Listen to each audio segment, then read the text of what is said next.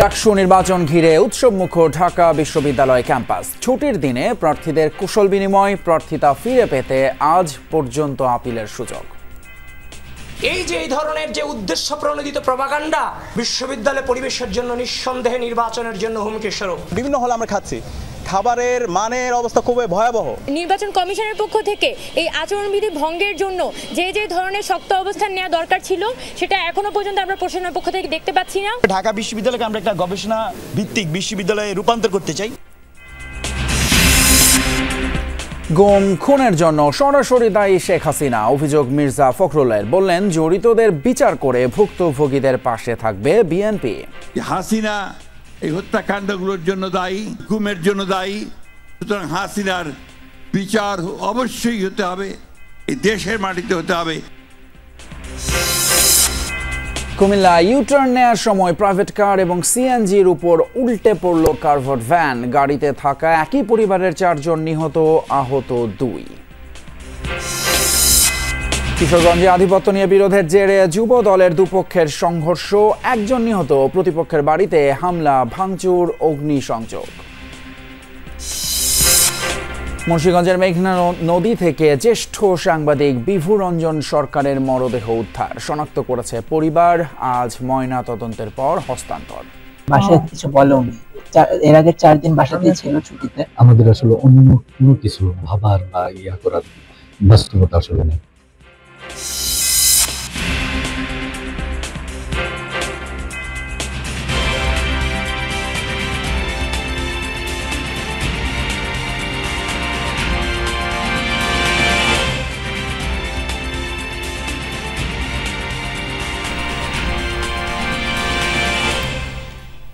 সবাইকে আমন্ত্রণ যমুনা নিউজে, আপনাদের সঙ্গে আছি আমি ফয়সাল তিতুমির। এতক্ষণ শিরোনামগুলো দেখছিলেন। ডাকসু এবং হল সংসদ নির্বাচন ঘিরে উৎসবমুখর পরিবেশ ঢাকা বিশ্ববিদ্যালয়ে। ছুটির দিনে নামাজ শেষে সহপাঠী, বন্ধু, সতীর্থদের নিয়ে কুশল বিনিময় করেন প্রার্থীরা। তবে নির্বাচন কমিশন জানিয়েছে 26 আগস্টের আগে সংঘবদ্ধভাবে প্রচারণার কোনো সুযোগ নেই। এদিকে নির্বাচনের জন্য প্রাথমিক প্রার্থিতা যাদের বাতিল হয়েছে, আপিলের সুযোগ তারা পাচ্ছেন শনিবার পর্যন্ত। আপিলের নিষ্পত্তি করা হবে 24 আগস্ট। ডাকসুর আনুষ্ঠানিক প্রচারণা শুরু হয়নি এখনো, তবে জুমার নামাজ ঘিরে প্রতিটি হলে ছিল সেই আমেজ। বিভিন্ন হলের মসজিদে মসজিদে নামাজে অংশ নেন প্রার্থীদের কেউ কেউ করেন কুশল বিনিময়। জুলাই আন্দোলনে ছাত্রলীগকে প্রথম প্রতিরোধ করা হয় শহীদুল্লাহ হল থেকে, তাই সেখানেই কুশল বিনিময় করতে যায় ছাত্রদলের প্যানেল। এ সময় অভিযোগ করা হয় বিশ্ববিদ্যালয়ের নির্বাচনী পরিবেশ নষ্টের চেষ্টা চলছে। ঢাকা বিশ্ববিদ্যালয়ের যে গ্রুপগুলো আছে, ঢাকা বিশ্ববিদ্যালয়ের শিক্ষার্থী সংসদ সহ অন্যান্য যে গ্রুপগুলো আছে, সেই গ্রুপগুলোতে প্রপাগান্ডা ছড়ানো হলো যে আমি বলেছি আমার ছাত্রদলের সভাপতি, সাধারণ সম্পাদক ইচ্ছা করলেই ভিপিজিএস হতে পারতেন, মানে ভোট লাগবে না। এই যে এই ধরনের যে উদ্দেশ্য প্রণোদিত প্রপাগান্ডা, এটা কিন্তু বিশ্ববিদ্যালয় পরিবেশের জন্য নিঃসন্দেহে নির্বাচনের জন্য হুমকি স্বরূপ। বিজয় 71 হলে কুশল বিনিময় করেন ছাত্র শিবিরের প্যানেল সমন্বিত শিক্ষার্থী জোট। খুব দ্রুত ইস্তেহার ঘোষণার কথা জানান তারা। গতকালকে 21 হলে এবং জিয়া হলে বিভিন্ন হলে আমরা খাচ্ছি, খাবারের মানের অবস্থা খুবই ভয়াবহ। এখন একজন শিক্ষার্থী বিশ্ববিদ্যালয়ে আসার পরে এখানে তার যদি খাবার নিয়ে চিন্তা করতে হয়, তাহলে তো ভাই এখান থেকে তো আমাদের এই যে সুস্থ ধারার চিন্তা আমাদের বের হবে না। প্রতিনিয়ত একটা ক্রাইসিস, এক্সট্রিম ক্রাইসিস। তো সে জায়গায় এই খাদ্যের নিশ্চয়তা এবং এই জায়গায় ভর্তুকি দেওয়া, সে ভর্তুকি দেওয়ার জন্য পড়াশোনাকে বাধ্য করা, এই কাজগুলো আমরা ইনশাল্লাহ জিতে এসে আমরা এই কাজগুলো করব। ফজলুল হক মুসলিম হলেও কুশল বিনিময় করতে দেখা যায় বাংলাদেশ গণতান্ত্রিক ছাত্র আন্দোলনের প্যানেল বৈষম্য বিরোধী শিক্ষার্থী সংসদের প্রার্থীদের। বিশ্ববিদ্যালয় চাই এমন একটি বিশ্ববিদ্যালয় যেটা গবেষণা বান্ধব বিশ্ববিদ্যালয় হবে। বিশেষ করে ঢাকা বিশ্ববিদ্যালয়কে আমরা একটা গবেষণা ভিত্তিক বিশ্ববিদ্যালয়ে রূপান্তর করতে চাই। এর জন্য কি দরকার? আসলে আপনার একটা সুন্দর আবাসন ব্যবস্থা দরকার, 1 স্টুডেন্ট 1 বেড দরকার। এক সংবাদ সম্মেলনে নির্বাচনী আচরণবিধি ভঙ্গের অভিযোগ করেন স্বতন্ত্র শিক্ষার্থী ঐক্য প্যানেলের ভিপি প্রার্থী উমামা ফাতেমা। কয়েকটি ভোট কেন্দ্র পরিবর্তনের দাবিও জানায় তারা। এতদিন পর্যন্ত যে ব্যানারগুলো ছিল আমাদের হলের সামনে, এখনো পর্যন্ত কিন্তু সেগুলো আছে এবং প্রার্থীরা কিন্তু তাদের ওই ব্যানারগুলো এখনো পর্যন্ত সরায়নি। অর্থাৎ বোঝাই যাচ্ছে যে এখানে প্রশাসনের পক্ষ থেকে নামকাও আসতে তারা কিন্তু কিছু উদ্যোগ গ্রহণ করছে, কিন্তু তাদের পক্ষ থেকে নির্বাচন নির্বাচন কমিশনের পক্ষ থেকে এই আচরণবিধি ভঙ্গের জন্য যে যে ধরনের শক্ত অবস্থান নেওয়া দরকার ছিল সেটা এখনো পর্যন্ত আমরা প্রশাসনের পক্ষ থেকে দেখতে পাচ্ছি না। এর আগে সকাল থেকেই সিনেট ভবনের নির্বাচন কার্যালয়ে প্রার্থিতা ফিরে পেতে আপিল করেন 23 জন। নিয়ম ভঙ্গ করে প্রচারণায় অংশগ্রহণের ক্ষেত্রে সতর্ক করে দেন চিফ রিটার্নিং কর্মকর্তা। 26 তারিখ যখন চূড়ান্ত তালিকা প্রকাশ হবে তারপর থেকে সবাই প্রচারণা চালাতে পারবে, এখানে কোনো সমস্যা নাই। কিন্তু আপাতত 26 তারিখ পর্যন্ত আমরা বলেছি এটা থেকে একটু বিরত থাকো। এদিকে সন্ধ্যায় শামসুন্নাহার হল সংসদে জাগরণী ঐক্য সংসদ নামে 11 সদস্যের একটি প্যানেল ঘোষণা করা হয়েছে।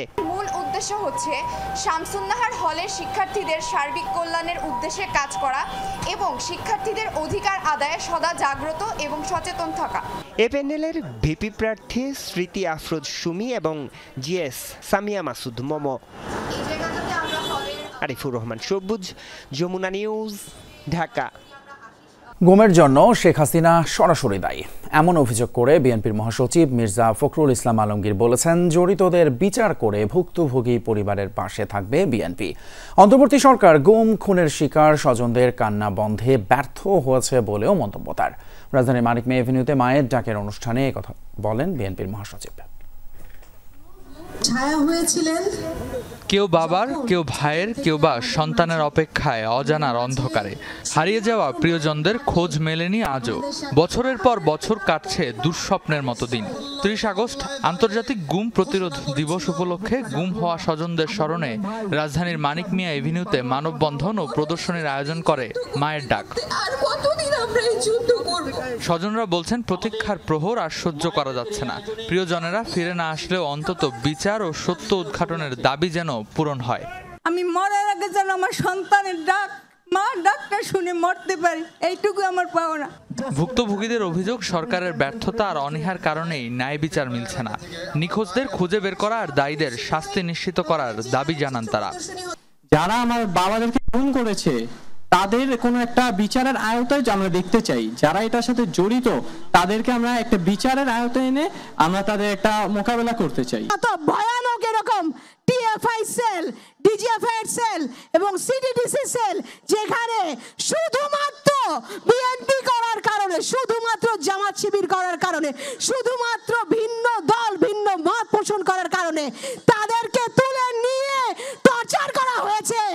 আজকেও 1 বছর পরেও কেন আমাদেরকে এই জবাব এখানে দাঁড়িয়ে খুঁজতে হচ্ছে? অনুষ্ঠানে অংশ নেন বিএনপি মহাসচিব মির্জা ফখরুল ইসলাম আলমগীর। গুমের ঘটনায় বিগত আওয়ামী লীগ সরকারকেই দায়ী করেন তিনি। প্রমাণিত হয়েছে যে হাসিনা এই হত্যাকাণ্ডগুলোর জন্য দায়ী, হাসিনা এই গুমের জন্য দায়ী।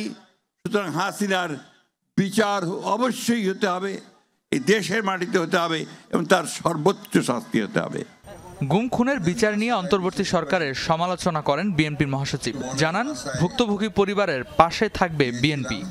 তারা ব্যর্থ হয়েছে এই শিশুগুলো, তাদের আত্মীয়দের, তার মায়েদের, তার ভাইদের যে কান্না, সেই কান্নাকে বন্ধ করার।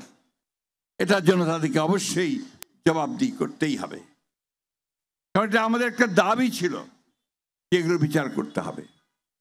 আমরা এইটুকু নিশ্চয়তা দিতে পারি যে আমরা এই বাচ্চাগুলোর সঙ্গে আমরা সারাক্ষণ আছি, টুলির মায়ের সঙ্গে সারাক্ষণ আছি এবং আমরা শেষ পর্যন্ত, যতক্ষণ পর্যন্ত না এদের বিচার চূড়ান্ত হবে, আমরা তাদের সঙ্গেই থাকবো ইনশাআল্লাহ। আলোচনা শেষে প্রদর্শনী ঘুরে দেখেন উপস্থিত অতিথি ও স্বজনরা। রেদওয়ান আহমেদ, যমুনা নিউজ, ঢাকা।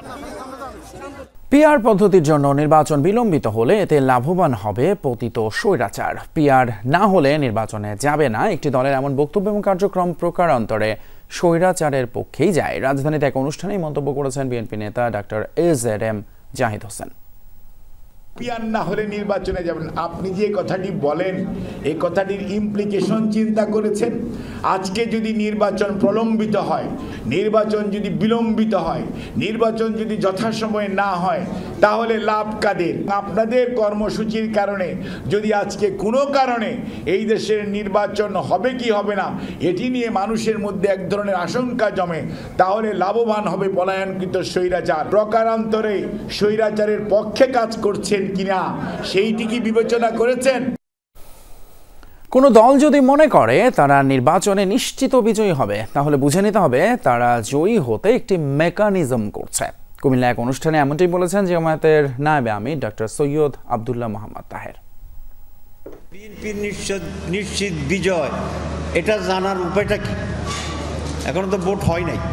তাহলে কোনো দল যদি মনে করে যে তারা নিশ্চিত বিজয়ী হবে, তাহলে বোঝা যায় জিতার জন্য তারা একটা মেকানিজম করছে, যে মেকানিজমে তাদেরকে জিতে দিবে, তাদের আর ভোটের প্রয়োজন হবে না। কুমিল্লার পদুয়ার বাজারে সিমেন্টবাহী কাভার্ড ভ্যানের নিচে চাপা পড়ে প্রাইভেট কারের 4 আরোহী প্রাণ হারিয়েছেন। নিহতরা সবাই একই পরিবারের সদস্য। এ সময় আহত হয় সিএনজি অটোরিকশার 2 আরোহী। অন্যদিকে গাজীপুরে একটি লেগুনা নিয়ন্ত্রণ হারিয়ে বৈদ্যুতিক খুঁটিতে ধাক্কা খায়, যাতে মারা যান এক শ্রমিক। এছাড়া ঢাকা মাওয়া এক্সপ্রেসওয়েতেও প্রাইভেট কার এবং মোটরসাইকেলের সংঘর্ষে প্রাণ গেছে 3 জনের। বয়স্ক বাবার চিকিৎসা শেষে ঢাকা থেকে কুমিল্লার বরুড়ায় ফিরছিল পরিবারটি। পথে পদুয়ার বাজারে এক রেস্তোরাঁয় খাওয়া দাওয়ার জন্য বিরতিও নেয় তারা। এই মুহূর্তই যে একসাথে পরিবারের কাটানো শেষ সময় তা ঘুণাক্ষরেও ভাবেননি কেউ। কিছুক্ষণ পরই কাভার্ড ভ্যানের নিচে চাপা পড়ে প্রাণ হারায় সবাই। নিহতদের স্বজনরা জানিয়েছে, সরকারি ব্যাংক কর্মকর্তা আবুল হাশেম নিজেই গাড়ি চালিয়ে তার বাবা ওমর আলীকে নিয়ে যাচ্ছিলেন গ্রামের বাড়ি। সাথে ছিলেন আরেক ভাই কাশেম ও মা নূরজাহান বেগম। পদুয়ার বাজার ইউটার্নে একটি যাত্রীবাহী বাসের পিছনে উল্টো পথে রাস্তা পার হওয়ার চেষ্টা করছিল হাশেম। এ সময় বিপরীত দিক থেকে আসা কাভার্ড ভ্যান ওই বাসটিকে পাশ কাটাতে গিয়ে নিয়ন্ত্রণ হারিয়ে উল্টে যায়। পিষ্ট হয় ওই প্রাইভেট কার ও একটি অটোরিকশা। ঘটনাস্থলেই প্রাণ হারান আবুল হাশেমের পরিবারের 4 জন। এ সময় আহত হয় অটোরিকশার 2 আরোহী। ঢাকা থেকে বাড়িতে আসানো ছিল, আর আপনার ওই আব্বা অসুস্থ, মোটামুটি সুস্থ হয়ে গেছে।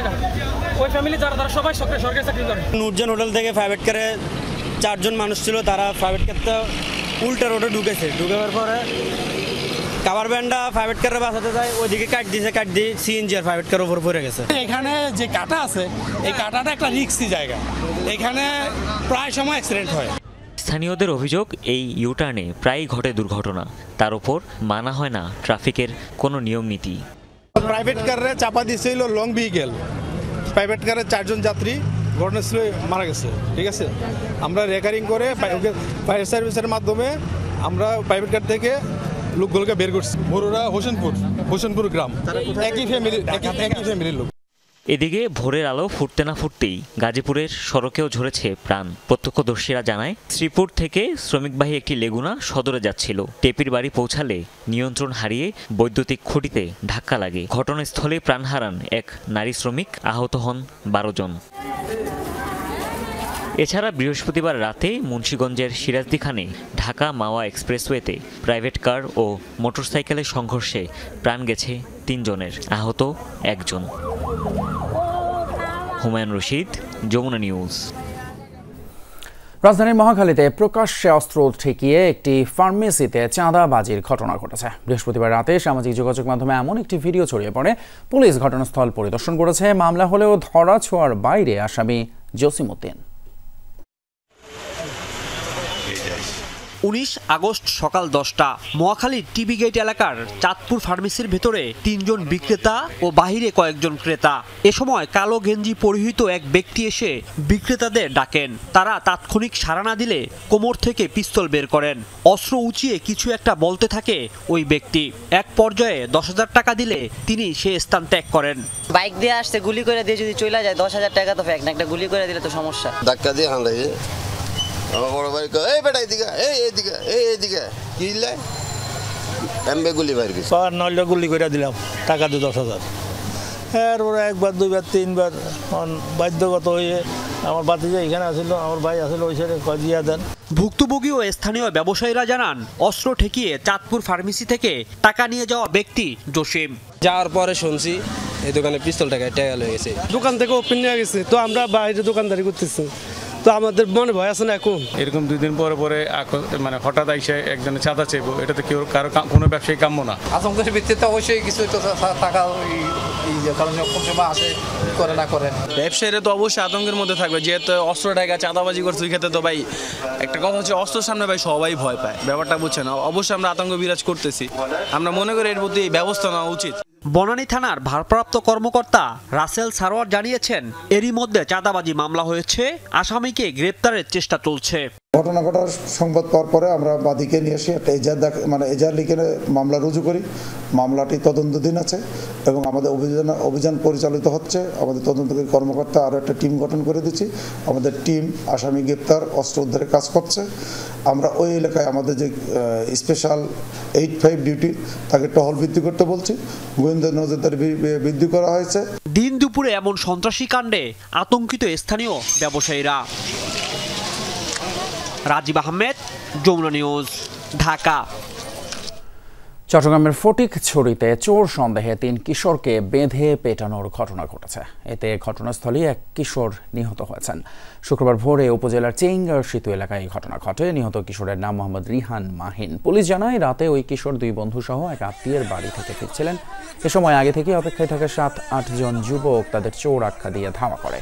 তারা দৌড়ে একটি নির্মাণাধীন ভবনে আশ্রয় নেয়। সেখান থেকে তাদের ধরে সেতুর উপর আনে হামলাকারীরা। এরপর তাদের রশি দিয়ে বেঁধে মব করে বেধড়ক মারধর করে। এতে ঘটনাস্থলেই রিহানের মৃত্যু হয়।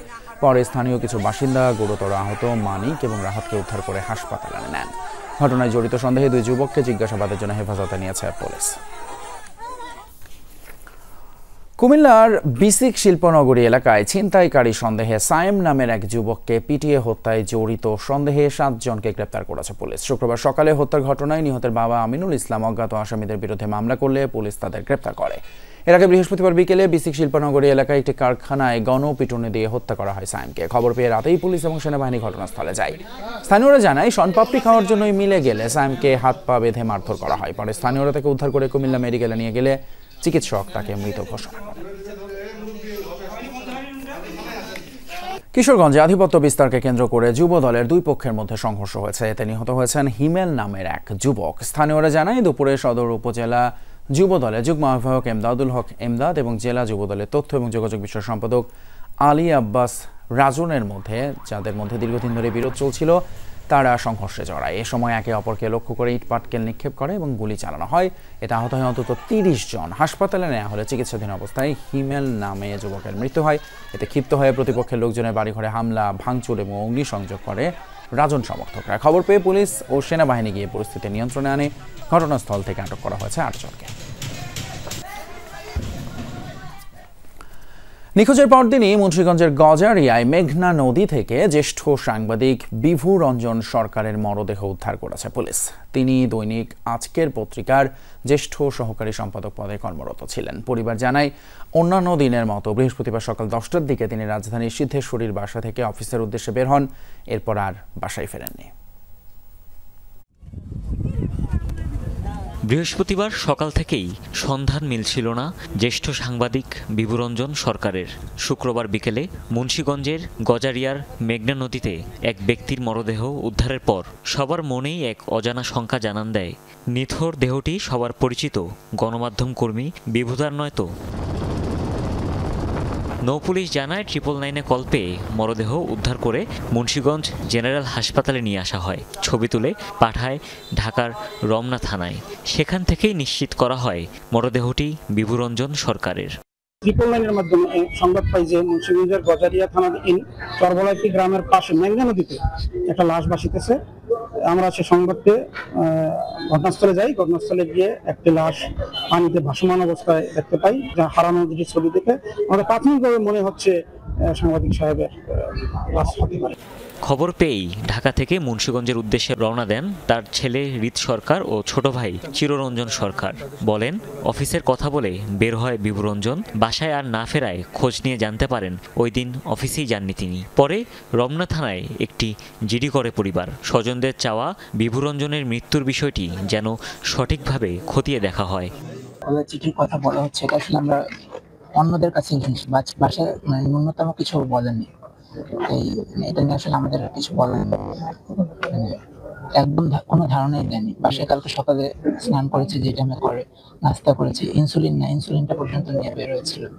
এবং বাসায় বের হওয়ার সময় আমার মাকে বলে যে 5টা সাড়ে 5টায় আসি, ওই টাইমে আসবো।